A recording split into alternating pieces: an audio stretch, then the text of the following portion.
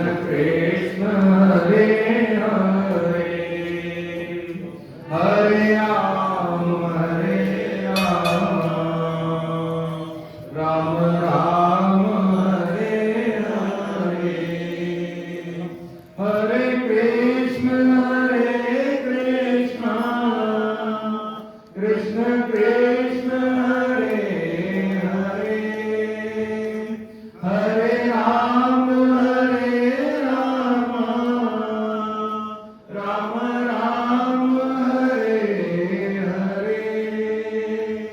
हरे कृष्ण कृष्ण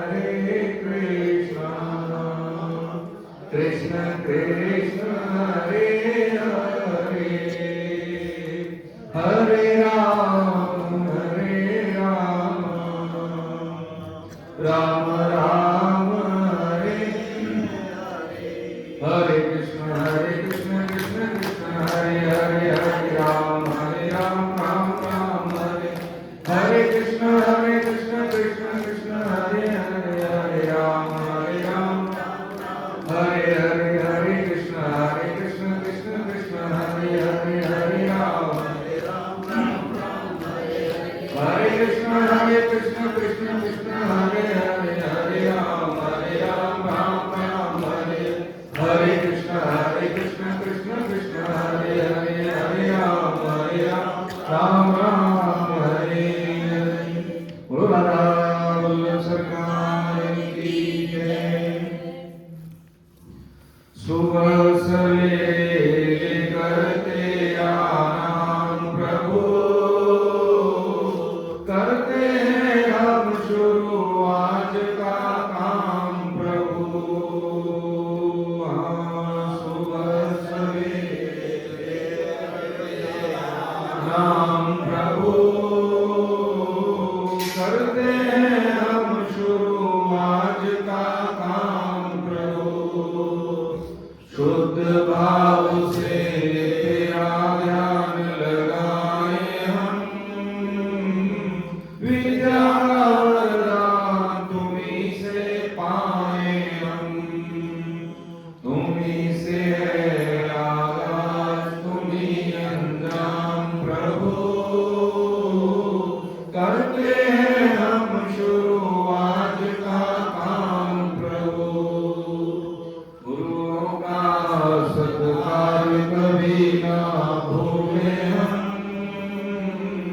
इतना बने महान गगन को छूले हम। तुम्हीं से है हर सुबह तुम्हीं से शाम प्रभु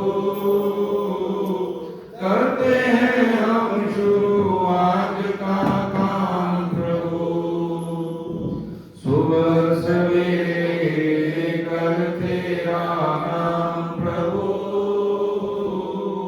करते हैं हम शुरू आज का काम प्रभु। हरे कृष्ण।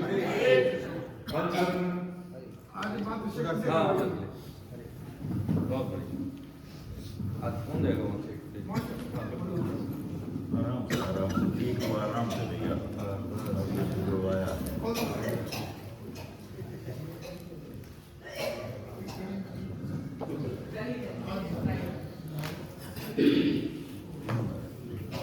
हरे कृष्ण नहीं है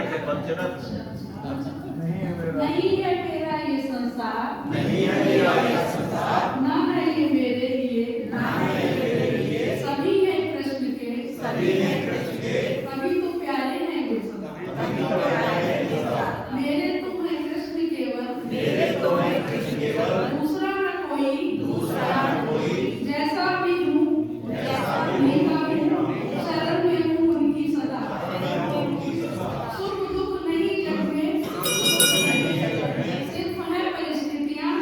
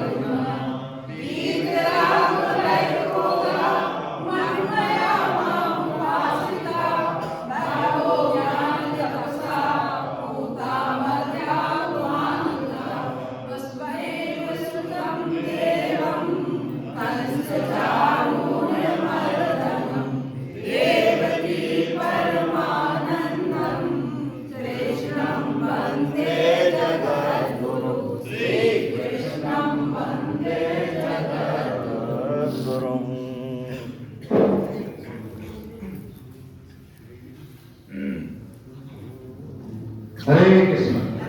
आप सभी वैष्णवजनों के चरणों में दंडवत प्रणाम। हरे कृष्ण हरे कृष्ण। नारायणं नमस्कृत्य नरं चैव नरोत्तमं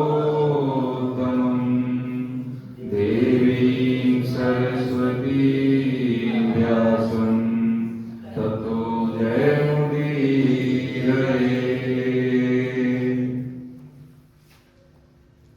हरे कृष्ण। भगवान के आश्रय में परम श्रद्धेय स्वामी जी महाराज की वाणी प्रसाद साधक संजीवनी की आधार पर गीता का ये 17वां अध्याय है और एक अध्याय शेष है। देखा जाए तो 17वां अध्याय अंतिम अध्याय कहा जाता है।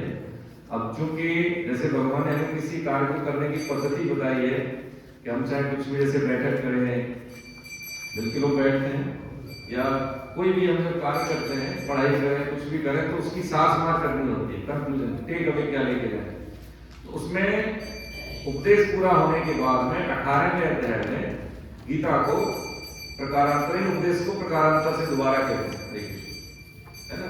लेकिन उसमें लगता है कि नई बात है, लेकिन नई बातें तो है। उस उपदेश को 45 मिनट में जो कहा उसको कंसाइज कंक्लूड करते हैं। उसमें 17वें अध्याय में 15वें श्लोक में थे ना सर, 17 पूरा हो गया, 17 का 17 पूरा नहीं हुआ। हो गया तो बात में कहा दिया, 17 पूरा हो गया, 17 में ये था कि एक्चुअली इसका नाम श्रद्धा त्रय विभाग योग। 2 मिनट में समझे तो पहले उन्होंने पूछा अर्जुन ने कि जैसे बताया ना अध्याय 16 में तस्मात् शास्त्रं प्रमाणन्ते कार्य कार्य व्यवस्थित हो। तो उन्होंने कहा ठीक है, कार्य करना है, कैसे करना है, गृहस्थी कैसे चलानी है, तो उसमें शास्त्रीय प्रमाण है।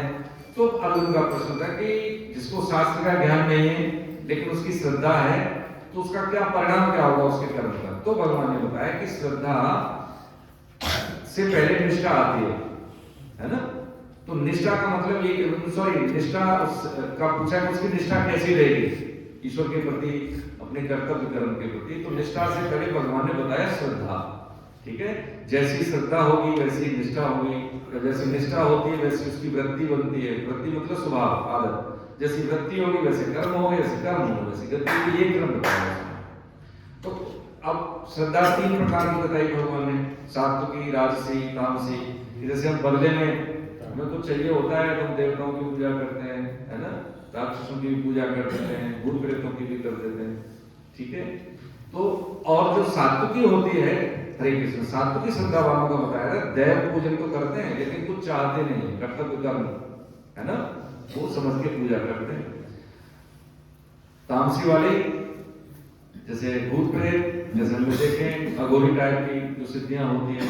राजसी का मतलब जैसे पुण्य कर्म, ठीक है। तो हमने इसमें समझा था कि पुण्य कर्म जैसे हम करते हैं, दान पुण्य जितने भी सकाम भाव से किए जाने वाले जो सत्कर्म होते हैं, सत्कर्म और पुण्य कर्म में अंतर ये है कि पुण्य कर्म का बदला मिलता है, अच्छे का अच्छा, यदि निष्कर्ष कर्म करेंगे तो बुरे का बुरा। लेकिन जो सत्कर्म होते हैं वो क्या करते हैं कि हमें मिलता नहीं है, बदले में भगवान को अर्पण होते हैं, इसलिए उसको सत कहते हैं। सत मतलब ईश्वर, तो ईश्वर को अर्पित होते हैं। ऐसा व्यक्ति जीवन मुक्त होता है। बदले में कुछ चाहिए तो उसको भोग मिल जाएंगे, स्वर्ग लोक मिल जाएंगे, है ना। अब जैसे वर्तमान में हम 2026 है ना अभी, तो अभी जो हम कर्म कर रहे हैं क्या इसका परिणाम मिलेगा, और 2026 में अच्छे बुरे अनुभव आएंगे जीवन में, वो पिछला है हमारा, ठीक है। इस अध्याय 12वें श्लोक में समझेंगे इस विज्ञान को। तो श्रद्धा भगवान ने 3 तरह की बताई, और श्रद्धा के साथ साथ उन्होंने क्या बताया कि कर्तव्य दान है, तप है, कर्म है, ये सब जैसे हमने अध्याय 14 में समझा था। गुणत्रय विभाग जो सात्विक, राजस, तामस की हमने अवधारणा समझी है। सात्विक का मतलब है प्रकाशवान, राजस का मतलब है बदले में हमें चाहिए, नाम बढ़ाई, यश जो भी है, और तामस का मतलब है मूल भावना कि किसी को कष्ट देना या शास्त्रों की बात को उपेक्षा पूर्वक यानी विरोध पूर्वक अस्वीकार कर देना, ये तामस वृत्ति समझिए, ठीक। अंत में इस भगवान ने बताया कि ओम तत्सत, जैसे पुष्पिका होती है हर अध्याय के अंत में, पुष्पिका का मतलब होता है किसी भी ग्रंथ के अध्याय के अंतिम वाक्य को पुष्पिका कहते हैं। ओम तत्सत श्रीमद् भगवद गीता उपनिषद ब्रह्म विद्यायाम योग शास्त्र होता है इसमें यह है कि अध्याय 17 के 23वें श्लोक से ये भगवान ने बताया कि यदि कोई भी अनुष्ठान में विधि निषेध रह जाए, कमी रह जाए, तो ओम तत्सत जब हम बोलते हैं होता है ना, तो देखो जी जो हम पे आता है वो कर दिया, गलती से गलती होगी भूलवश उसको क्षमा करना, तो उससे वो अंग वैगुण जो होता है उसका वो मिटता है। ये भगवान ने बताया इसमें। ठीक है, ये हो गया 17वां अध्याय। इसको आप पढ़ लेंगे एक बार तो अच्छा लगेगा, कुछ छूटेगा नहीं इसमें से। इसमें से किसी का कोई शंका हो तो आप प्रश्न कर सकते हैं। 18वें अध्याय का नाम है मोक्ष संन्यास योग। इसको पूरा नहीं हो सकता, नहीं पूरा तो होगा। पूरा तो नहीं हुआ था तो लेकिन किसी को कोई बात नहीं, और एक ज्यादा समय लगेगा, चलिए पढ़ लेते हैं इसको, कोई बात नहीं। 17वां श्लोक पढ़ रहे हैं, साथ में पढ़िए। 17वां हो गया ना, 18वां सुनिए। सत्कारमान पूजार्थं कपोदं येन चैव यत् क्रियते तदिप्रोक्तं राजसं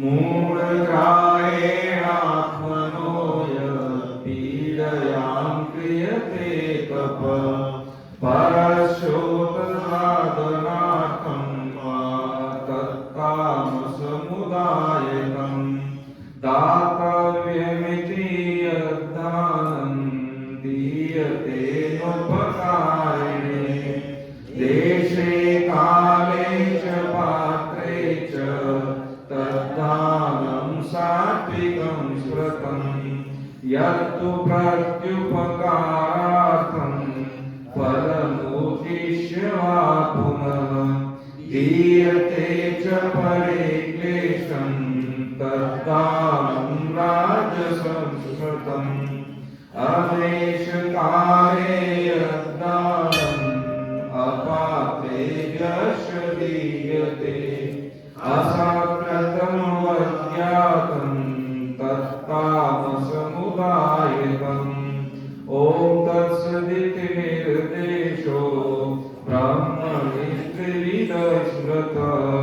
ब्राह्मणास्तेन वेदाश्च यज्ञाश्च विहिता पुरा तस्मादोमितयुगाह्यज्ञ यज्ञदानतपक्रिया प्रवर्तन्ते विधानोक्ता सततं ब्रह्मवादिनां। 17वें श्लोक में कह रहे हैं 15, 14, 15, 16, 17 एक ये समूह में, उसका मतलब ये बताया भगवान ने, देवता ब्राह्मण गुरुजन जीवन मुक्त महापुरुष का, यानी देव द्विज गुरु प्राकृत पूजनम। ये हमने समझा था कि जो लक्षण है श्रद्धा जो उत्पन्न कैसे होती है जब हम संग करते हैं, है ना। संग करने का मतलब क्या है कि जैसे देव द्विज गुरु प्राकृत पूजनम, किनका, देव को भगवान, द्विज यानी जिसका देखा जाए प्रबुद्ध जन, विप्रजन, जिनका उपनयन संस्कार हो चुका है, जो जीवन मुक्त अवस्था में उनका, ठीक है। गुरु माता, गुरु जो हमारे सदगुरु हैं, माता पिता उसी में आ जाते हैं। इनका पूजन करना शौचमा आचरण, यानी शौचाचार और बॉडी लैंग्वेज, शारीरिक सरलता, आचरण शारीरिक सरलता, ठीक है। ब्रह्मचर्य अहिंसा, यानी ब्रह्मचर्य अहिंसा च शारीरम तप उच्चते। देखिए इसमें ये समझाया हमने कि अष्टांग योग में कहा गया ना, यम नियम आसन प्रत्याहार है, प्राणायाम, यम नियम आसन प्राणायाम प्रत्याहार धारणा ध्यान समाधि। तो हर योग में दो चीज है, यम और नियम। कोई भी हम योग साधना करें, इसमें है आपके भावार्थ में श्लोक लिखा है, क्या लिखा है, अहिंसा सत्यास्तेय ब्रह्मचर्या परिग्रह यमा। यम के क्या 5, अहिंसा सत्य अस्तेय ब्रह्मचर्य और परिग्रह यमा।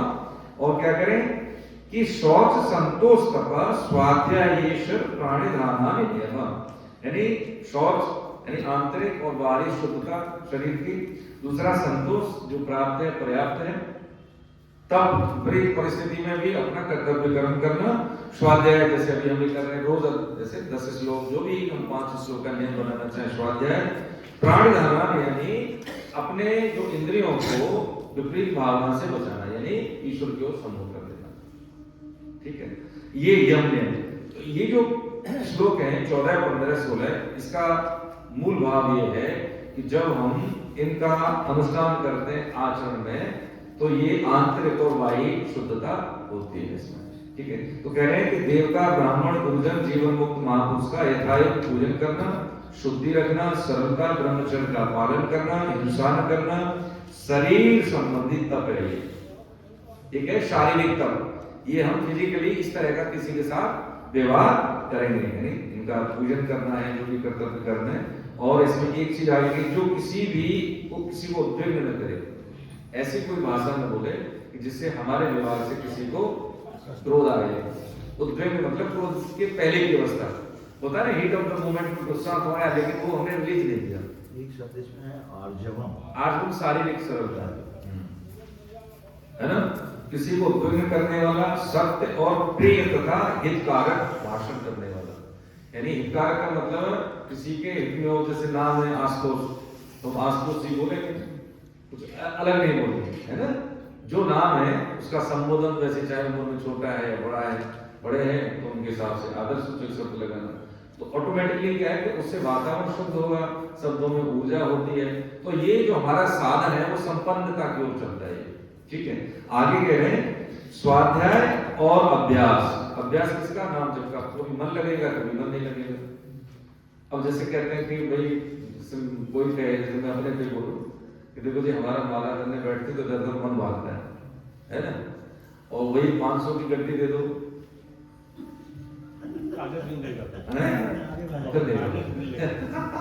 तो पक्की बात उसमें क्या होता है, उसमें ये है कि मन कहीं भागता नहीं है, हमारी उसमें मुख्यता नहीं है। अब जैसे जब तक आप गिन नहीं लोगे तब तक फोन बजेगा, कोई भी बुलाएगा, गुप्ता जी का ध्यान नहीं सकेगा, वो पूरे है ना सर। हाँ, तो ऐसे, तो अभ्यास का मतलब क्या, फिर भी हमारी जो इच्छाएं कामनाएं होती हैं इधर उधर भटकती हैं, लेकिन उसको बार बार करना कि जैसे हमने 24 घंटे में 24 मिनट का भी नियम ले लिया कि विचार आएंगे जाएंगे आएंगे जाएंगे, स्थूल बुद्धि है, कोई उसमें सहारा तो है नहीं, है ना, विचार शक्ति तो है। तो विचार कैसे हैं, उड़ते हैं इधर उधर, जो भी हमने प्रपंच किया अब तक उसी की स्थिति के कारण हमारे विचार एकाग्र होते नहीं है, तो बार बार फिसलेंगे तो बार बार उठेंगे, है ना। जैसे बच्चा गिरता है उठता है, गिरता है उठता है, तो वो दौड़ने लगता है एक समय में। तो बताया यहाँ पे कि स्वाध्याय यानी अध्ययन करना, स्व का अध्ययन, इसमें वैल्यूएशन भी शामिल है, और क्या है अभ्यास। ये वाणी संबंधित है, ये वाणी संबंधित है। दूसरा है मन की प्रसन्नता, मन प्रसाद सौम्यत्वम, जो है 16वां श्लोक, मन की प्रसन्नता, सौम्य भाव, मननशीलता। मननशीलता का मतलब जैसे आज हमने पढ़ा उसके बारे में सोचें। कभी कभी होता है जो अच्छे विद्यार्थी होते हैं शाश्वत, वो क्या करते हैं कि जैसे पढ़ लिए सोते समय उनको सपने में भी आ जाते हैं कि मैंने थोड़ी ये पढ़ी, मेरा क्रम पढ़ने का ये रहा। तो उसका क्या होता है, जब लिखने ही बैठता है एग्जाम हो या कहीं पे भी, वो कंटेंट उसके रिच होता है ना। मन की प्रसन्नता की जगह है, मन की प्रसन्नता नाटक नहीं आ जाएगी, लेकिन समझते हैं इसको। तो इसमें बताया कि क्या कि वाणी संबंधित यानी मन की प्रसन्नता, सौम्य भाव, मननशीलता, यानी मौन रह के जो हमने स्वाध्याय किया उसके बारे में चिंतन करना। मन का निग्रह, निग्रह का मतलब होता है कि हम यहाँ बैठे हैं, देखो मन का निग्रह इसलिए होता है, मन के कारण ही हम यहाँ बैठे हैं। जो पतन होता है किसी भी जीव का मन के कारण, ठीक है, ये हम भोग लेंगे, ये हम कर लेंगे, ऐसा हो जाएगा तो ये कर लेंगे, ये की स्थिति ऐसी आती है कि मन उसको सुसाइड भी करा देता है, होता है मन के कारण। 1-1.5 मिनट की क्रिया हो, कोई भी से अपराध हो जाए, पूरी सारी जिंदगी जेल में जाता है, किसके कारण, मन के कारण। तो मन का निग्रह करना चाहिए। तो विवेक का सदुपयोग करते हुए स्वामी नारायण एक जानते होंगे जो अच्छा धाम मंदिर की जो हरे कृष्ण जय माता दी, बताएं बातें नहीं भाई आपस में, नोट स्पेशल प्लीज कुछ ना बताइए, आप बताइए, है ना, बताइए। उसमें ये यहीं के थे अयोध्या के नीलकंठ वर्णी के नाम से, अंत में स्वामी नारायण के नाम से हुए। तो एक बार जब ये श्री क्षेत्र में जा रहे थे तो वहां पे किसी ने आश्रय दिया इनको, किशोरावस्था थी, तो वो 2 शिष्य थे उनके साथ, वो जंगल में चले गए। उन्होंने कहा महाराज यहाँ पर जंगली जानवर है, नहीं चलो कोई दिक्कत नहीं है, शुद्ध महापुरुष थे। तो वहां पे भालू की आवाज आई तो शिष्य तो ऊपर चढ़ गए, लेकिन वो चले गए। तो भालू आया, उन्होंने अटैक किया भालू ने, तो उन्होंने ऐसे हाथ से स्पंदित कर दिया, ऐसे करके शांत हो जाओ कहा, और उसमें ऐसे करके इसमें ऐसे हाथ फेरा उसको, तो भालू वहां के पास बैठ गया, फिर वो चला गया। ये बात उन्होंने शिष्यों ने पूछी, डर गए घर पे जाके। तो उन्होंने कहा कि आपको ऐसा लगता है कि ये पता था आपको पहले कि आपको भालू से मिलने जाना है, भालू यहाँ रहता है। तो उन्होंने जो बात की देखी वो समझे, उन्होंने कहा कि ये जो भालू है ना, ये कई योनियों से इसी योनि में था, ठीक है। तो मैं जो भारत की जो परिक्रमा कर रहा हूँ, पैदल यात्रा कल्याण के लिए कर रहा हूँ। जो जो जीव, जिस जीव की मुझे स्पूर्ण आती है, उस जीव के पास में पहुंचता हूँ, चाहे वो मनुष्य हो या लता पता हो, पेड़ पौधा, गिलहरी, बंदर, कोई भी हो। उसको ये वचन दे के आए थे कि ये तेरा अंतिम जीवन है इस योनि में, अब तेरे को मनुष्य जीवन मिलेगा। क्या मिलेगा? अब यहाँ से टेक अवे ये होता है कि मनुष्य जीवन की दुर्लभता क्या है, ये हम जान लें। मनुष्य जीवन की भोग बुद्धि से, सुख बुद्धि से हम जीते हैं कि सब, जैसे अभी हमारे पास धन, मेन क्या है, शिष्योदर व्यक्ति, दो पैदा के व्यक्ति का अंतिम होता है। भोग बुद्धि, सुख बुद्धि कहाँ पे एंड होता है? यही होता है। उसके बाद क्या है? कुछ भी। अल्टीमेटली क्या है कि कर्तव्य कर्म करने के लिए जो हम दाएं बाएं डेविएट होके शास्त्र की बात नहीं मानते हैं, वो हमें बंधन है। हमारे जीवन का अनेक जीवन मिलते हैं। देखिए कितना कष्ट है। मनुष्य जीवन में कष्ट नहीं है, बहुत कष्ट है।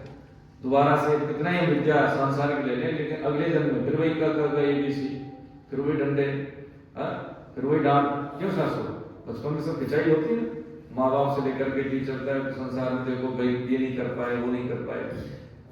लेकिन ये जो विद्या है, जितनी हमने अर्जित की, ये दोबारा नहीं पढ़नी पड़ती। फिर अगर अगला मनुष्य जीवन होता है तो भी, है ना।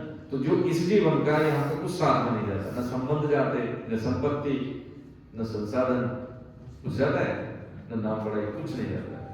उल्टा क्या होता है, जैसे शरीर पूरा होता है तो जो घर परिवार वाले जिनके लिए हमें खपे हैं, वो काम करते हैं कि इनका अब हमसे कोई संबंध न रहे, सब शुद्धि कराएंगे, उसके बाद कुछ नहीं, है ना।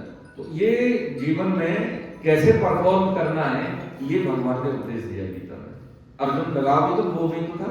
तो यहाँ पे बताया कि भाई ये जो मन का निग्रह है, भावों की भली भांति शुद्धि, क्रिया जब हम करते हैं तो क्रिया इतना मायने नहीं रखती, उसके पीछे का भाव मायने रखता है कि मैं क्यों इस एक्ट को कर रहा हूँ।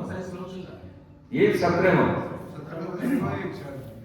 लास्ट में 17, हाँ जैसे हिंदी में पढ़ रहे हैं ना, हाँ, जो नीचे से दूसरी तीसरी लाइन में भली भांति इस तरह है। यह मन संबंधी तप है। तो एक शारीरिक तप, एक वाणी का तप, ये मन का तप है।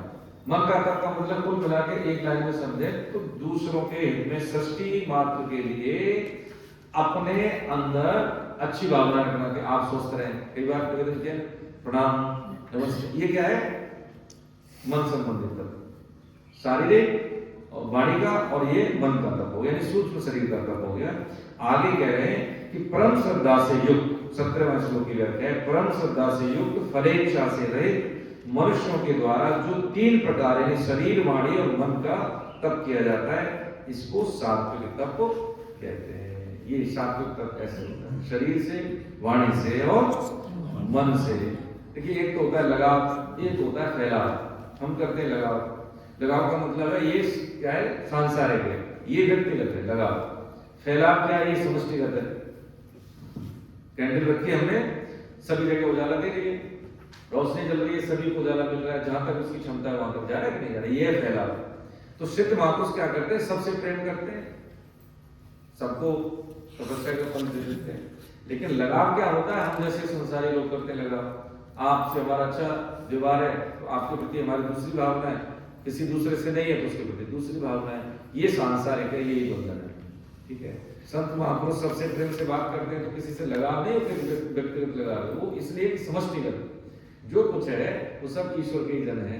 क्योंकि गृहस्थ से ही विरक्त पलता है और विरक्त भी गृहस्थ में पैदा होता है, तो उसका भिक्षा लेना और हमें शिक्षा देना एक समन्वय है ना। हमारी से भिक्षा लेते हैं, बदले में क्या देते हैं? हमें शिक्षा देते हैं, है ना।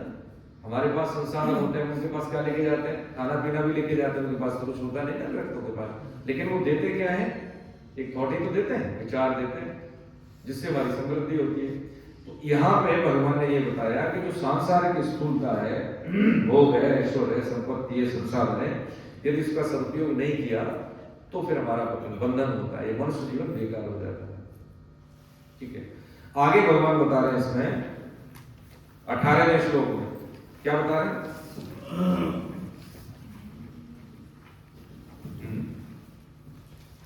18वें में कि जो तप, सत्कार, मान, अब यही है, ये सात्विक तप समझ लिया। राजसी तप क्या होता है कि हमें लोग जाने, ठीक है, माल्यार्पण करना, गुलदस्ता देना, हमारा काम कर रहे हैं, ये बहुत बड़े अधिकारी हैं आप मान लीजिए, ठीक है। तो ये क्या राजसी तप है। मन से भी अच्छे से बात करेंगे, आपके लिए दुआएं भी करेंगे, है ना, स्नेह आशीर्वाद भी देंगे बड़े बुजुर्गों की, लेकिन क्या ये हमारे काम आएंगे, ये राजसी तप है। पुण्य कर्म भी देखा जाए तो निकृष्ट कर्म होते हैं। कैसे कर्म? पुण्य कर्म से क्या मिलता है? बच्चियों मिल जाएगी, ब्रह्मलोक तक के लोग मिल जाएंगे, स्वर्ग लोक, महर लोक, तप लोक, सब लोग, है ना, ब्रह्मलोक। लेकिन जैसे ही ये पुण्य क्षीण होते हैं तो फिर वही आएगा धराधाम पर, इसलिए उस समय की बर्बादी है। इसलिए साधक जो होते हैं वो पुण्य कर्म को भी निकृष्ट कर्म मानते हैं कि बदले में मैंने चाह लिया, वो नहीं चाहते, कभी भी नहीं चाहते। श्योर बात एक समझें कि हमसे वर्तमान में हम बैठे हैं, अब जो हो गया सो हो गया, यहाँ पे भी बैठे हैं, तो अब क्या होगा आगे से कि जो कर्तव्य कर्म करेंगे, कैसे कर्म करते हैं कि जैसे हर जीव बल का त्याग करता है, तो कोई भी जीव अपने बल को देखता नहीं, क्यों देखता है? ऐसे ही जब हम कर्तव्य कर्म करते हैं तो उधर से दृष्टि न हो कि हमने ये किया है, नहीं होनी चाहिए। जैसे हम खाना खाते तो ये नहीं कहते कि जी हम खाना खा के आए, हम सो के आए। कोई कहते हैं कि मैंने काम किया, भाई सोए हैं 6 घंटे, खाली थोड़ी बैठे हैं, या खाना खाया हमने 1 घंटे, यानी काम तो है लेकिन उसको नोटिस वाला स्थिति में हम नहीं लेके आते कि मैंने कुछ एक्ट किया है, स्वाभाविक हम कर रहे हैं। ऐसे ही कर्तव्य कर्म जनहित में, ये हमारा कर्तव्य कर्म है, जानवर का नहीं, मनुष्य का ये सृष्टि में अपना योगदान देना, ये समझ के करते हैं तो वो सात्विक। और राजसी का मतलब है बदले में कुछ चाह लिया, और किसी को कष्ट दे रहे हैं मूर्खतापूर्वक, हठपूर्वक दूसरे को कष्ट देना, है ना, उसके कारण में विदार डालना, अशुद्ध भाषा का उपयोग करना, ये तामसिक तप है। ठीक है। अब 20वें श्लोक में भगवान यहाँ पे कहते हैं किस चीज की बात करते हैं? अब कह रहे हैं आगे के 3 श्लोक में 20, 21, 22 में सात्विक, राजस, तामस, दान। दान की बात हमने समझी है अध्याय 14 में भी। सात्विक, राजस, तामस कॉन्सेप्ट समझ गए तो दान भी सात्विक होता है कि दान जो देना चाहिए। जैसे हमें मिल तो रहा है अभी तक, देवताओं के माध्यम से क्या मिल रहा है? शरीर का संचालन हो रहा है, हम हर समय काम कर रहे हैं। दूसरी बात, सूर्य का प्रकाश मिलना, है ना, चंद्रमा से औषधियों का, है, हवा, धूप, जीने की संभावना, पानी में रस होना। पानी H2 बनाया तो पीने अभी तो है नहीं ना, अशुद्ध होता है कि नहीं होता बहुत सारा, लेकिन इसमें रस जो रस है वो भगवान का ही प्रसाद है।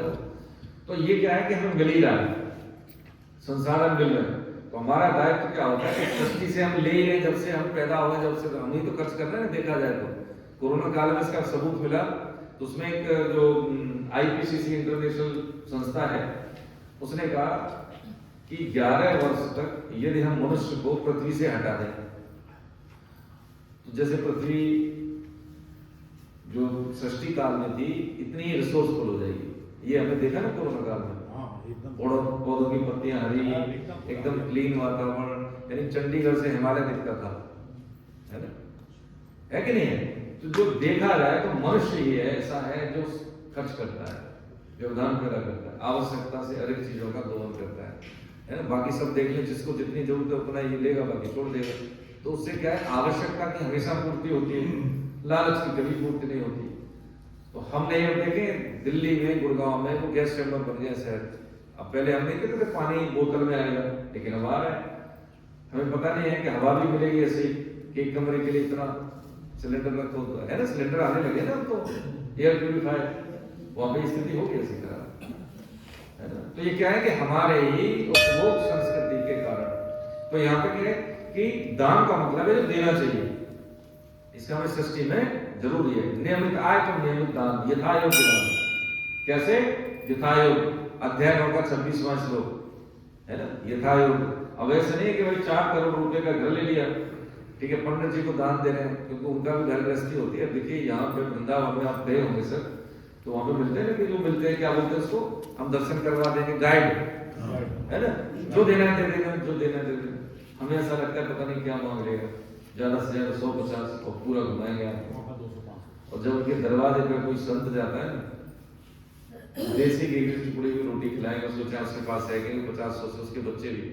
कभी कभी एक बार ऐसे मिला मेरे को, तो मैंने उनको भैया को बैठा लिया गाड़ी की जगह पे, बैठो, ठीक है। हालांकि मैं भी वही काम, लेकिन मना नहीं किया, मेरा भी घर वहीं पड़ता है, मथुरा में तो है। और इस दिन तो वहां पे सर ने बिठाया उनको, घुमाया ये सब, तो उनको पता मैंने कि भैया देखो हो गया, मैं भी यही कहूँ लेकिन आपका संग मिला, बहुत सारी चीजें वो बताते हैं। तो उन्होंने बोला कि सर हमारे 2 बच्चे हैं, बस ये है कि उनसे घर गृहस्थी का निकल जाता है, फीस वगैरह निकल जाती है। तो मैंने कहा तुम 50 रुपये दे, कोई 50 ही ले लेते कि हमको भी जिद नहीं करते, अगर आपने 50 बोला है तो हम 50 ही देगा, हम ले लेंगे, और हमारा कोई उनसे कोई आग्रह नहीं करता है सर, ठीक है। तो सामने क्या है, एक संत आ गए, ठीक है, उसने ऐसे ही किया, तो वहाँ पे सामने दुकान थी, ठीक है, पूरा उसको भोजन करवाया उसने संत को। ये स्थिति दान का मतलब है नियमित आय तो नियमित दान, गृहस्थ है तो हमें देना चाहिए, व्यक्त को भी, सृष्टि को भी, समाज को भी, और बदले में कुछ चाहिए तो राजस दान है, ठीक है। और विरोध पूर्वक बिना दक्षिणा के अपशब्द बोल के जब हम खर्च करते हैं या दान देते हैं, या समाज में कहते हैं अरे आप एनजीओ चला रहे हैं, अरे ठीक है आ जाते, चलो दे दो इनको कुछ ऐसे दे दो, ये तामस दान है ना। इससे तो क्या है कि इसका कोई फल भी नहीं होता, अवनति होती है इससे, है ना। तो ये राजस, तामस और ये सात्विक दान हमने समझे। आगे ये बता रहे हैं 23वें श्लोक से हमने समझा है इसमें। अब यहाँ पे विधि की बात कह रहे हैं कि दैवी संपत्ति को धारण करने वाले सात्विक मनुष्य परमात्मा प्राप्ति के उद्देश्य से जो यज्ञ, तप और दान रूप कर्म करते हैं, उन कर्मों में भाव का विधि पूर्वक क्रिया में कोई कमी रह जाए तो उसके लिए भगवान ने बताया 23, 24, 25, 26वां श्लोक है ओम तत्सदिति। ओम तत्सद का मतलब है ओम प्रणव है, गायत्री, त्रिपुटा गायत्री, वेदों का उच्चारण किसी भी हम सिद्ध मंत्र की बात करें ओम से स्टार्ट होता है, ये अपने आप में संपूर्ण है, पूरे जो वांग है हमारा सनातनी यही से निकला है ओम। तत् का मतलब जो है, तत् का मतलब क्या है, परमात्मा के लिए भगवान के 3 नाम है, ओम तत्सत, ये भगवान के 3 नाम है। और जब हम कोई अनुष्ठान करते हैं इसमें कोई कमी रह जाती है तो ओम तत्सत कर देते हैं, तो उससे अंग वैभव उसका समाप्त हो जाता है। भगवान वेद व्यासी ने इसीलिए पुस्तक व्याख्या में ओम तत्सत बोला कि ये जो मेरी संकलन है, जो रचना है, ये भगवत प्रीत्यर्थ हो जाए, इसमें कोई कमी है तो इसका अंग वैभव दूर हो जाए। प्रभु जैसा मैंने सुना वही मैंने लिखा, इसमें ये नहीं लिखा वेद व्यास वाच, इसमें है Dhritarashtra watch, Sanjay watch, Arjun watch, Shri भगवान वाच, यानी जैसा उन्होंने बोला वैसा मैंने लिख दिया, इसमें मेरा कोई अपना दिमाग नहीं है। ये है, आप इसको पढ़ लेंगे, है ना। तो ये भगवान ने बताया इसमें 26वें 27वें बताया सद्भावे साधुभावे साधित्य प्रयुज्यते। आगे कह रहे हैं प्रशस्ते कर्मणि तथा सक्षम पार्थ युज्यते, यानी सक्षम पार्थ युज्यते, यानी हे पार्थ सत्य ऐसा हो, परमात्मा का नाम है साधुभावे और सद्भावे, सत्ता मात्र में और श्रेष्ठ भाव में प्रयोग किया जाता है। सत का मतलब सत्य, तद्भव, तत्सत्य और सद, यानी सत तद्भव आ गया ना, उसमें से हिंदी में हमने पढ़े तत्सम तद्भव, यानी जहां पे सत शब्द लगता है उसका मतलब होता है भागवत। तो ये जो भाव है ये परमात्मा से जोड़ने वाला है, सद्भाव है, साधु भाव। साधु का मतलब ये होता है बदले में कुछ न चाहने वाला, दूसरों के लिए अपनी तपस्या का भी फल देने वाला। तो गहरे सत्ता मात्र में श्रेष्ठ भाव प्रयोग किया जाता है तथा प्रशंसनीय कर्म के साथ सत शब्द जोड़ा जाता है। यज्ञ, तप और दान रूप क्रिया में जो स्थित यानी निष्ठा है वह भी सत ऐसे कही जाती है, और इस परमात्मा के निमित्त किया जाने वाला कर्म भी सत ऐसे। ये 3rd पर्सन में बात कह रहे हैं भगवान, ठीक है। ओम प्रणव, तत् का मतलब जो है, सत का मतलब है वो भाव परमात्मा से। यहाँ पे 3 नाम है, ये एक कैसे, ये 3 नाम है, ठीक है, भगवान के 3 नाम। जब कोई कमी रह जाए किसी में तो हम ये शब्द बोलते हैं ओम तत्सत। तो शास्त्र विधि या अनुष्ठान में हमारी कोई पकड़ नहीं है, गलती से गलती हो रही है तो उसके लिए कहा गया है। अब भगवान ने यहाँ पे 18वें अध्याय में उनको बता दिया कर्म करने की विधान से पहले ज्ञान की बात बताई, उसके बाद जब वही कर्म करने में व्यक्ति कैसे हो जाता है, निपुण हो जाता है और पारंगत होता है, तो वो कर्म में उसके भक्ति होते हैं, फिर भाव में उसकी शुद्धि स्वाभाविक है। वही उसी को ग्रस्त में संत कह सकते हैं, है ना। जब जान लिया, जानने के अनुसार कर्तव्य कर्म करते हैं तो व्यक्ति के हृदय की शुद्धि होना आरंभ हो जाती है। चाहे वो ग्रस्त में हम देखें ना, कबीरदास जी को देखें, या हम देखें आपके इधर रैदास जी को देखें, या माता मीराबाई को देखें, भाई गृहस्थी तो थे सब ये, है ना। तो गृहस्थ में यदि कर्तव्य कर्म हम करते हैं तो हो सकता है कोई हमारी स्थिति जाने न जाने, लेकिन हमें अनुभूति होना आरंभ हो जाती है। ठीक है, अच्छे लोग मिलना, ठीक है, भगवान के नाम में रुचि होना, नाम जप करना, ठीक है, खाली बैठे तो स्वतः ही नाम जप होना शुरू होना, ऐसी स्थिति का प्रमाण है कि लगेगा कि कुछ मिल नहीं रहा, लेकिन हाँ एक एक नाम का प्रतिफल हमारे जीवन में घटित होता है, उसका लाभ मिलता है उसको। 18वें अध्याय का नाम है मोक्ष संन्यास। मोक्ष संन्यास का मतलब क्या होता है? मोक्ष संन्यास यानी एक तो क्या है, मोक्ष हम जानते हैं सामान्य भाषा में कि व्यक्ति आवागमन से मुक्त हो जाता है, उसको शरीर नहीं मिलता। और यहाँ पे इसका मतलब एक विभिन्न अलायंस ये है कि हमें मोक्ष से भी संन्यास यानी मोक्ष का भी हमें कोई लालच न रहे, इच्छा न रहे मोक्ष की, ऐसी अवस्था। यानी जो विषाद था अर्जुन को, पहला अध्याय का नाम विषाद योग, अंतिम अध्याय का नाम मोक्ष संन्यास योग, यानी विषाद से ये प्रसाद की यात्रा है। अब अर्जुन की स्थिति बहुत बढ़िया हो गई है, कुछ चीजों को समझ पा रहे हैं, मोह जैसी दृष्टि उनकी अभी नहीं जो पहले थी। अब यहाँ पे वो उपदेश को कंक्लूड करते हैं। तो ये अध्याय दोबारा से इसको भगवान ने प्रकारांतर से कहा है कि अब मैं इसको कंक्लूड करता हूँ। तो इसको टेक अवे लेंगे कि पूछेंगे बाद में, कुछ समझा जो मैंने कहा, तूने समझा ये बात? अब इसको कंक्लूड करके इसको कलशो अध्याय भी कहते हैं, इसको एकाध्यायी गीता भी कहते हैं। अध्याय कार्य को पूरी गीता का सार है। अध्याय तो पूरी गीता का आधार है, ये पूरी गीता का सार है। यदि हमसे कुछ छूटा होगा अब तक की यात्रा में तो ये पूरा कर देगा अध्याय कार्य। ठीक है, तो यहाँ पे अर्जुन देखेंगे अध्याय 3 में बोला था कि दो तरह की निष्ठा है, सांख्य यानी ज्ञान योग की निष्ठा और कर्म योग की निष्ठा। ज्ञान योगी क्या करता है कि कर्मों को करता हुआ निर्लिप्त रहता है, तो इसका अहंता में परिवर्तन होता है। कर्मयोगी क्या करता है कि ममता आसक्ति रहने के कारण वो कर्मों से असंग होता है। कर्म योग यानी निष्काम भाव से कर्म करता है, तो अंत में कर्मों से असंग वो भी होता है और कर्मों से निर्लिप्त वो भी होता है। उद्देश्य दोनों का एक ही है। तो यहाँ पे अर्जुन का प्रश्न ये बनता है कि प्रभु ये बताइए कि आपने जो बताई थी हमें योग निष्ठा और ज्ञान निष्ठा, योग यानी कर्मयोग की निष्ठा, ज्ञान यानी सांख्य योग की निष्ठा 3.3 में, उन दोनों निष्ठाओं के तत्व को अलग अलग रूप से ठीक ठीक जानने की इच्छा अर्जुन के मन में पहले थी, लेकिन बहुत सारी बातें बीच में आ गई तो उनका जो है माइंड डाइवर्ट हो गया। तो दोबारा से पूछ रहे हैं कि प्रभु ये अलग अलग मुझे बताओ। तो कह रहे हैं संन्यासस्य महाबाहो तत्व भिक्षाम भेदुम त्यागस्य च ऋषिकेश पृथक केशव शूद्र। 3 संबोधन दिए, महाबाहो और ऋषिकेश और केशव शूद्र। महाबाहो का मतलब है हे प्रभु आप सभी विषयों को जानने वाले हैं, सभी विषयों पे प्रकाश डालने वाले हैं, आप बताने वाले हैं। और ऋषिकेश इंद्रियों के स्वामी। केसरी शूद्र का मतलब होता है केसी नामक एक मोटा राक्षस, उसका उन्होंने वध किया था। तो सभी आपदाओं को दूर करने वाले, निशूदन मतलब नष्ट करने वाले, सभी आपदाओं का नाश करने वाले हैं।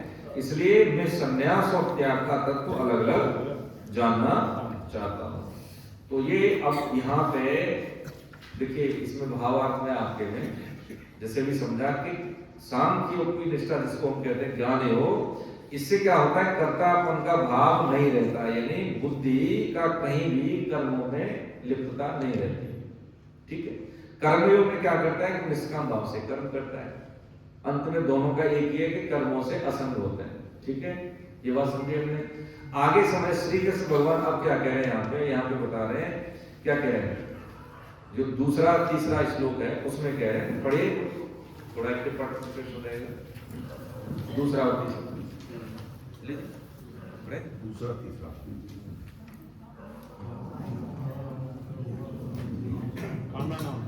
काम्यानां कर्मणां न्यासं संन्यासं कवयो विदुः सर्वकर्मफलत्यागं प्राहुस्त्यागं विचक्षणां त्याज्यं दोषविदित्ते कर्म प्राहुर्मनीषिणः यज्ञदान तपः कर्म समिति का परे। कई विद्वान काम्य कर्मों के त्याग को संन्यास समझते हैं और कई विद्वान संपूर्ण कर्मों के फल के त्याग को त्याग कहते हैं। कई विद्वान ऐसा कहते हैं कि कि कर्मों को दोष की तरह छोड़ देना चाहिए, और कई विद्वान ऐसा कहते हैं कि यज्ञ, दान और तप रूप कर्मों का त्याग नहीं करना चाहिए। हरे कृष्ण। इसमें 4 मत बताए भगवान ने विद्वानों के, अपनी बात नहीं करें, कई विद्वान। अब ये दोषपूर्ण है। विद्वान का मतलब यही है, गॉडमेड और मैनमेड में यही फर्क है कि भगवान ने कहा कि देखो भैया, काम्यानाम कर्मणाम न्यासम संन्यासम कवयोग। कई विद्वानों ने क्या कहा कि कर्मों के त्याग को संन्यास कहते हैं। काम्य कर्म, कौन से कर्म? काम, यानी जो कामना को हमारा ये काम हो जाए, प्रभु हमें छत्र चढ़ाना है, या हम कहते हैं ना कि ये दान देते हैं वगैरह वगैरह करते हैं, ये काम कर्म है। तो कह रहे हैं कि ऐसा कई विद्वान कहते हैं काम कर्मों के त्याग को संन्यास कहते हैं। संन्यास की डेफिनेशन क्या बता रहे हैं? काम कर्मों का त्याग, कोई विद्वान। दूसरी बात बताइए कि संपूर्ण कर्मों के फल के त्याग को कुछ कहते हैं कि संपूर्ण जो कर्म है उसका फल के त्याग। तो काम कर्मों के जब हमें नहीं करने चाहिए, तो इसमें कर्म और भी तो होते हैं, नित्य कर्म होते हैं, नैमित्तिक कर्म होते हैं, प्रायश्चित कर्म होते हैं, इसकी बात नहीं है, इसलिए अपूर्ण है। दूसरा बताया संपूर्ण कर्मों के फल के त्याग। संपूर्ण कर्मों के फल का त्याग नहीं, फल की आसक्ति का त्याग। फसल बोई और फसल काटी, उसका परिणाम मिला तो छोड़ थोड़ी देंगे उसको। आसक्ति के त्याग की बात है इसमें। और एक चीज इसमें और छूटी है, कर्मों को करने की आसक्ति। जैसे हम कोई भी पुण्य कर्म भी करते हैं, जैसे हम सुबह जल्दी उठते हैं, भगवान का नाम लेते हैं, लेकिन किसी कारणवश हम नहीं कर पाए, तो ऐसा लगता है कि हमसे कुछ छूटा है, आज हुआ नहीं, साधन नहीं हुआ। तो कर्मों में भी आसक्ति नहीं होनी चाहिए, क्योंकि कुछ उसकी जगह पे हमने कुछ और किया है। तीसरा बोला उन्होंने, कई विद्वान क्या कहते हैं, कर्मों को दोष की तरह छोड़ देना चाहिए। तब बिना कर्म के तो कोई रह नहीं सकता।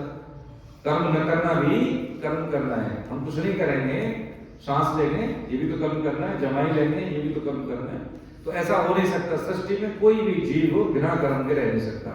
और अंतिम जो है उनका वो है, कई विद्वान कैसे कहते हैं कि यज्ञ, दान और तप कर्मों का त्याग नहीं करना चाहिए।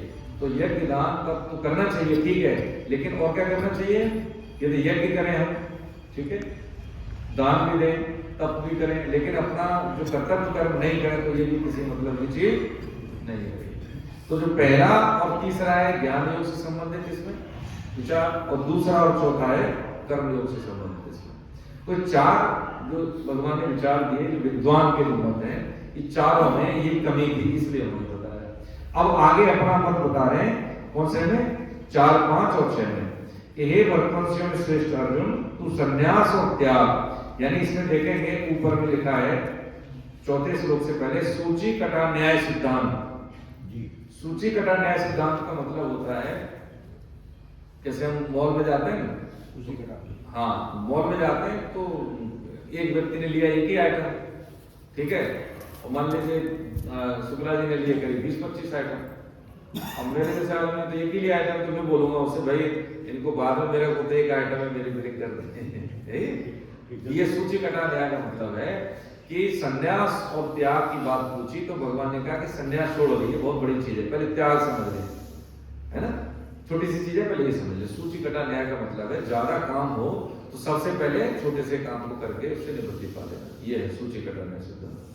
तो उसमें भगवान कह रहे तू संन्यास और इन दोनों में से पहले क्या सुन, मेरा निश्चय सुन त्याग के विषय में। और हे पुरुषश्रेष्ठ, त्याग 3 प्रकार का कहा जाता है, यज्ञ, दान और तपरूप कर्मों का त्याग तो नहीं करना चाहिए, ठीक, प्रत्युत उनको तो करना ही चाहिए, क्योंकि यज्ञ, दान, तप ये तीनों ही कर्म मनुष्यों को पवित्र करने वाले हैं।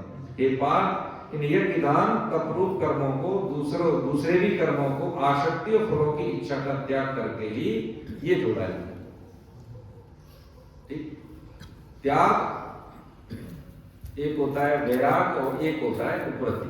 देखिए हम समझे सिस्टम से कि जैसे मान लीजिए कि राग और द्वेष, राग हम समझे पहले तो समझ में आएगा वैराग कि सामान्य भाषा में कि बुराई रहते हुए भी हम उसका त्याग न कर पाए, वो है राग।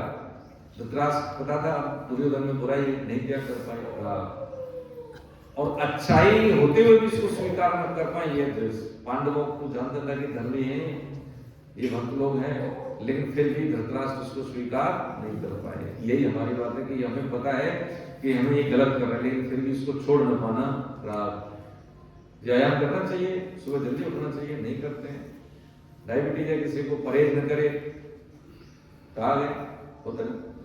ऐसे ही त्याग का मतलब है यहाँ पे, अब समझ में आ जाए हमारे एक त्याग का मतलब ये होता है कि डॉक्टर साहब ने कह दी भैया डायबिटीज है, हमें चीनी पसंद है, मिठाई पसंद है, रसगुल्ला पसंद है।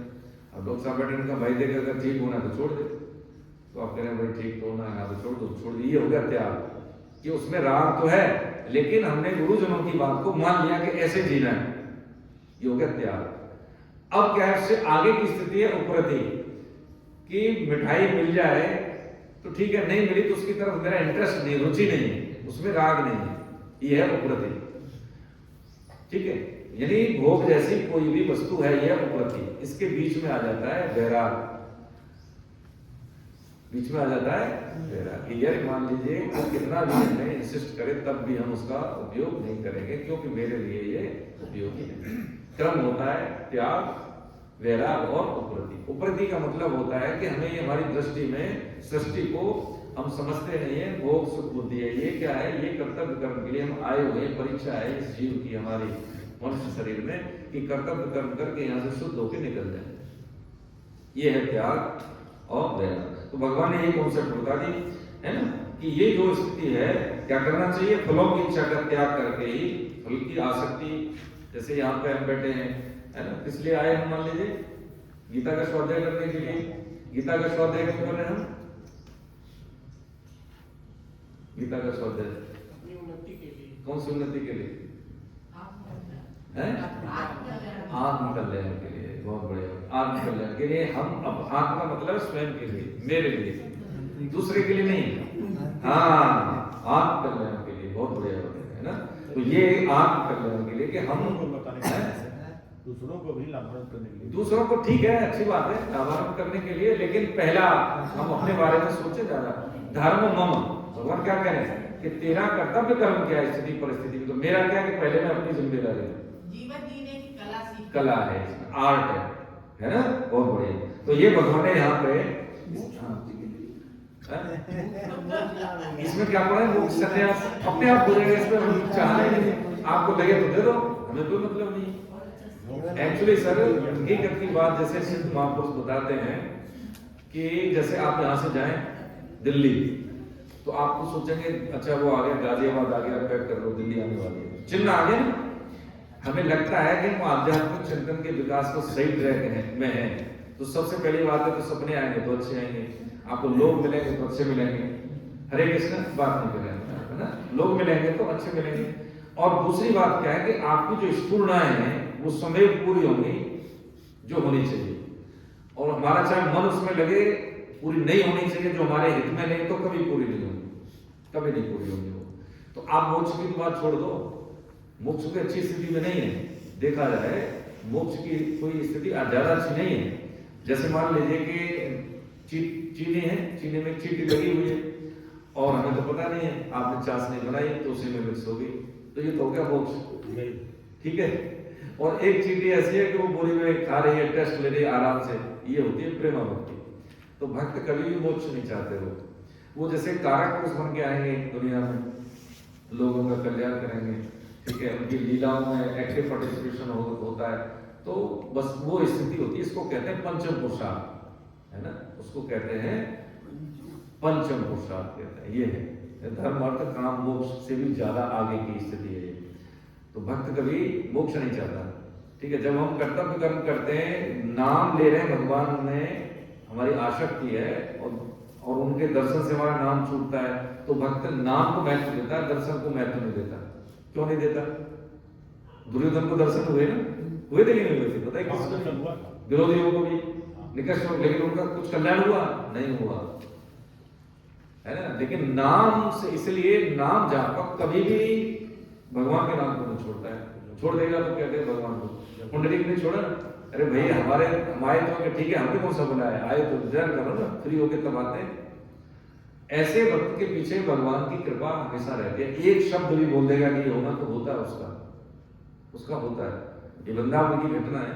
तो एक जो भक्त थे, देखिए आपने याद दिला दिया तो निवेदन करेंगे, उसमें सब ये हुआ कि 18-20 साल से भगवान का नाम लेते थे, बहुत शुद्ध गृहस्थ संत। उनको लगा कुछ नहीं, लग घट नहीं रहा, मतलब हृदय में शांति थी, बिल्कुल शांत रहते थे। आपके चुपचाप बैठना, अपना ये काम करना, ये सब साधन करना अपना।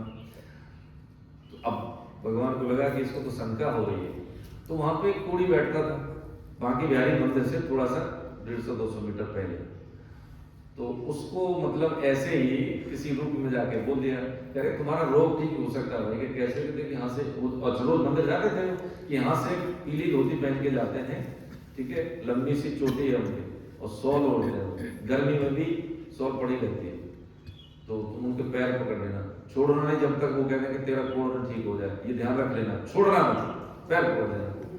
तो पकड़ लिया उसने जैसे। तो एक दिन आ रहे थे सुबह का टाइम, तो ऐसे मतलब बैठा वो, तो जैसे कि उसने ऐसे दम हाथ करके पैर कि महाराज मेरा कोढ़ ठीक कर दो, महाराज मेरा कोढ़ ठीक कर दो। मैंने कहा पागल है, तो रोज बैठता, आज क्या हुआ उसको? कहता भैया मैं कोई संतुष्ट नहीं हूँ, मैं क्या करूँगा? नहीं आप कह दोगे तो ठीक हो जाऊंगा, मुझे पक्का विश्वास है कि चल ठीक है। हम क्या कह देंगे? अब भक्त आदमी तो कभी नहीं कहता कि मेरे कहने से हो जाए। उन्होंने कहा हम बांके बिहारी से प्रार्थना करते हैं, तुम्हारा कोढ़ ठीक हो, यही कर सकते हैं, तो उसने छोड़ दिया। तो वहां पे गए जो उन्होंने उसका भी कहा। दूसरे दिन तीसरे दिन देखा तो उसके रोग में लाभ होना शुरू हुआ। एक हफ्ते के अंदर उसकी स्किन जो थी ठीक हो गई। जब स्किन ठीक होगी तो फिर जब उसने फिर आए तो फिर उसने पैर पड़े, महाराज देखो आपकी वजह से मैं ठीक हो गया। उन्होंने कहा तो ठीक है भाई, अब हमें नहीं पता ये तो दवाई से नहीं, दवाई हमारे पास कहाँ पैसा है, भीख मांग के पेट भरते हैं हम यहाँ पे।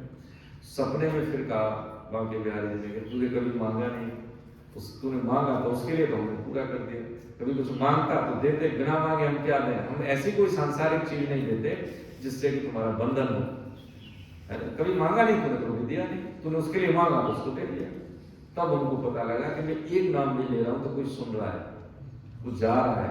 अभी हम कुछ साधन करते तो हमें पता नहीं होता है कि भगवान को तुम भूत दे दिया, वो तो कहाँ है, वो तो मूर्ति रहता है अंदर, इनबिल्ट रहता है कि टोकेंगे नहीं, रोकेंगे नहीं, वैसे हम पूजा करेंगे घंटे भर तक, लेकिन उसका कोई प्रभाव हमें भौतिक नहीं दिखता। टोकने वाले तो है नहीं, लेकिन कोई भी साधन है, समय जा रहा है, शक्ति जा रही है, अगर वो सिद्ध और शास्त्र मत के हिसाब से जा रही है तो वो लग रही है, कहीं ना कहीं उसका एकत्रीकरण हो रहा है। ये बात अलग है कि हमें दिखे नहीं, क्योंकि दिखने वाली चीज साथ में कभी जाती नहीं, ये भाव साथ में जाते हैं। तो भाव का तो प्रकटन भाव से होता है। भाव की भाषा कौन समझेगा? बॉडी लैंग्वेज वही समझेगा। जैसे दो प्रेमी हैं तो बोलेंगे नहीं, लेकिन इशारों में समझ जाएंगे, क्योंकि वो एक दूसरे के भाव समझ रहे हैं।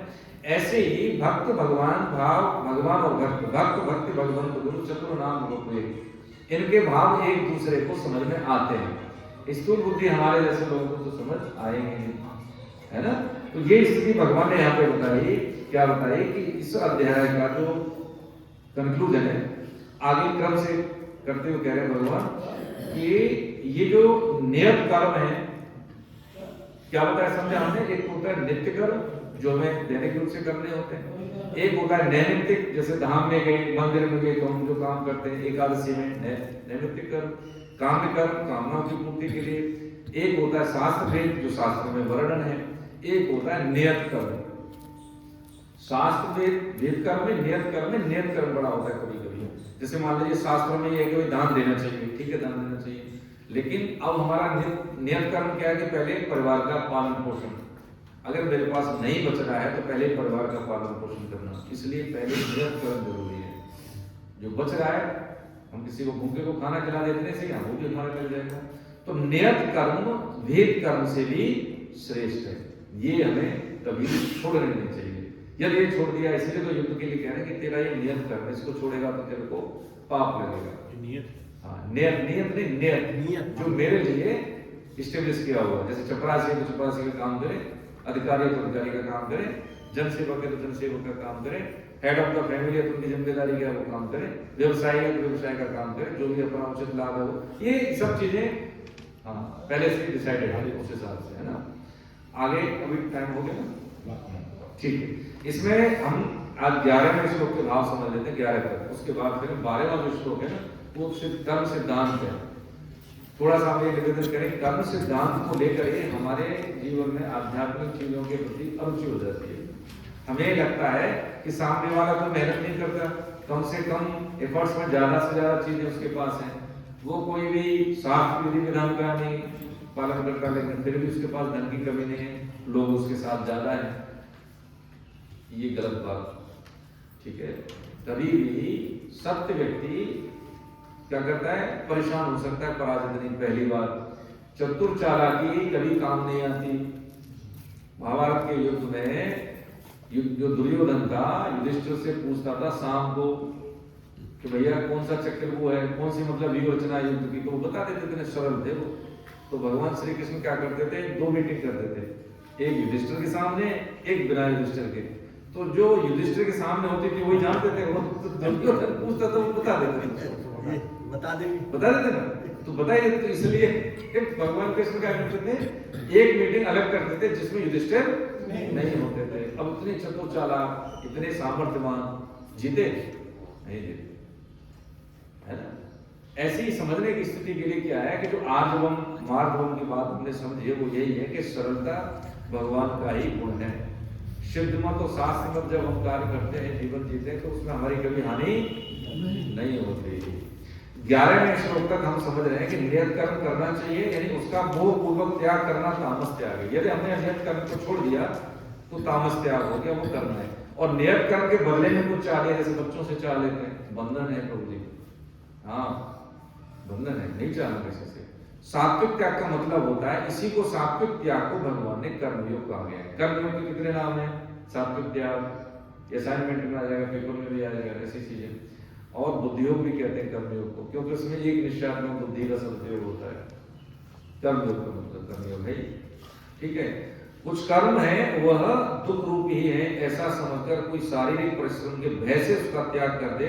राजस त्याग का मतलब है, अरे कोई घर में आ गया, ठीक है, और हमने कहा अरे आने लेट आए तो कौन खाना दे, है, और उसका जो अतिथि भाव का हमने पालन नहीं किया, तो नियत कर्म का कैसा राजसी भाव से त्याग हो गया कि इनकी अनुपालना अगर सेवा शुश्रूषा करेंगे तो हमें कष्ट होगा, ये राजसी त्याग हो गया।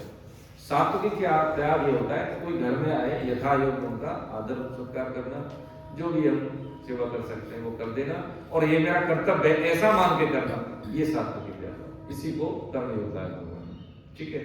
आगे कहते हैं, अंतिम श्लोक ले लें बस, अकुशल कर्म, यानी कह रहे हैं द्वेष्ट से कुशलम कर्म कुशले नानुसज्जते त्यागी सत्व समाविष्टो मेधावी चित्त संशय, है ना। कह रहे हैं इसमें कि जो अकुशल कर्म से द्वेष नहीं करता और कुशल कर्म से आसक्त नहीं होता। अकुशल कर्म का मतलब होता है निकृष्ट कर्म, पाप कर्म। उससे क्या कहें कि आसक्त नहीं होता कुशल कर्म से और द्वेष नहीं करता अकुशल कर्म से। वह त्यागी बुद्धिमान संदेह रहित और अपने स्वरूप में स्थित है, कारण कि देहधारी मनुष्य के द्वारा संपूर्ण कर्मों का त्याग करना संभव नहीं है, इसलिए जो कर्म फल का त्यागी है वही त्यागी है, ऐसा कहा गया। सच्चा त्यागी का मतलब है, जैसे हम गीता गीता गीता गीता गीता बोले 10 बार फास्ट तेज, तो इसकी रिदम निकलेगी त्यागी। गीता का मतलब है त्याग, त्यागी तो किया है वो करते हैं सब लोग, लेकिन क्या उसमें जहर क्या है कि ये मेरा है, ये लगाओ फैलाओ जो समझे थे वही है कि मेरा त्याग है अपनों के लिए, जो मेरे अपने उनके लिए। हमसे शरीर छुड़वाया जाता है, शरीर हम छोड़ते नहीं है। हाँ, अभी 10 रुपए ज्यादा चले जाए किसी पे, फिर देखें 10 रुपए ज्यादा चले जाए किसी पे, दुकान वाले से कोई सामान लिया 110 चलेगा 100 की जगह पर, तब पता लगेगा हलचल पैदा होगी।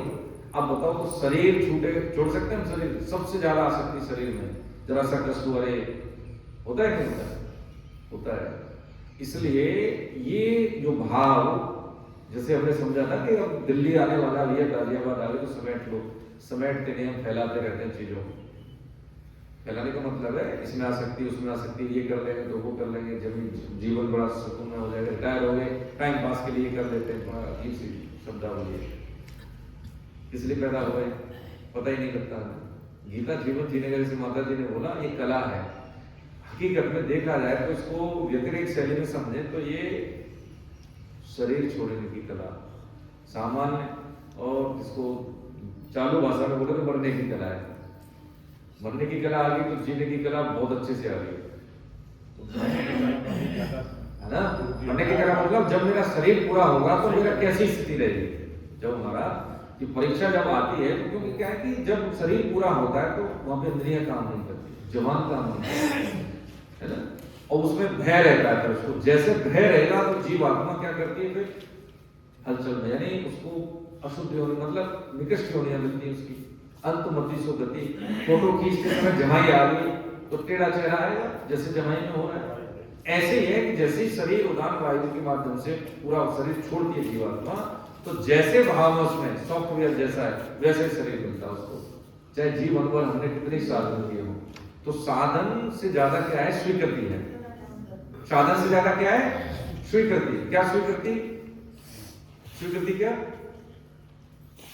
स्वीकृति है कि ईश्वर का चिंतन, हाथ से काम मुंह से राम, यानी सेवा और सुमिरन।